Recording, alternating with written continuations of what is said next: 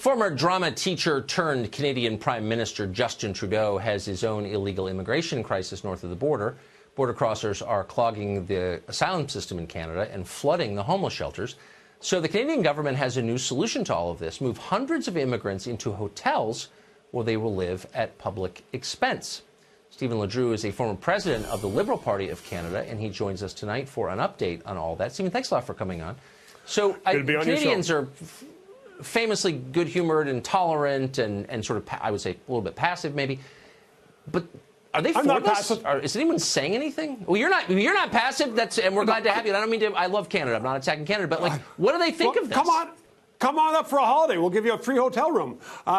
First of all, the 800, Tucker, are just those who are now in school classrooms and in school dormitories, and they have to be cleared out in order for the classes to come back towards the end of August. So those 800 are going to hotels. But that's only the thin edge of the wedge on this one, because last year we had over 20,000 illegal asylum seekers.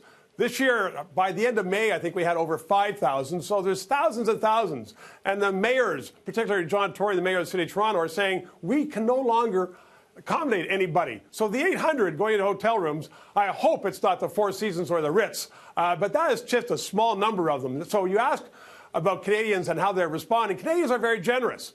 We have an empty country up here. We could take a lot of people here, but on the other hand, they don't like to see their dollars being wasted. So it comes around to the fact that these people seeking asylum, Tucker, and you know this, they aren't coming into the regular border places where they are processed. They are walking across, and the government of Canada could stop that with just a signature on a piece of paper. They could stop that for 3 months at least. But they haven't done that. So Canadians are getting upset about this. On the other hand, they're also looking to the States and saying, well, why are all these people in the States and they're coming to Canada? Why aren't they staying in the States? They aren't being kicked out of the States.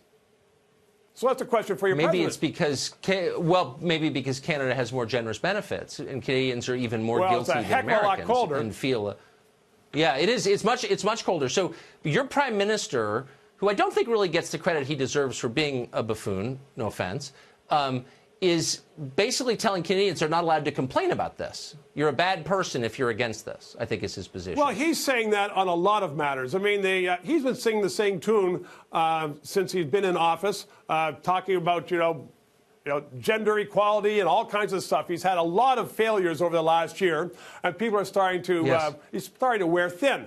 So I don't think the Tories, we're having a campaign, we're going to have an election, Tucker, in 14 months. They haven't started saying yet, build the wall and make President Trump pay, as he's saying with Mexico. But it could come down to something like that, because Trudeau is, in fact, saying not only on pipelines. I mean, we paid one of your Texas companies $4.5 billion, with a B, billion dollars. That may not be that much in the States. In Canada, it's a lot of money. We paid them a pipeline, that much for a pipeline out west, because we couldn't get them to agree with all the terms of it, and all kinds of other protesters. I mean, he is in trouble. I meant to thank you for that, by the way. Stephen, we're out of time, but I just want to thank you for injecting that much into the American economy. It's great to see you, Stephen Ledrew from Canada. Good chatting as always. See ya.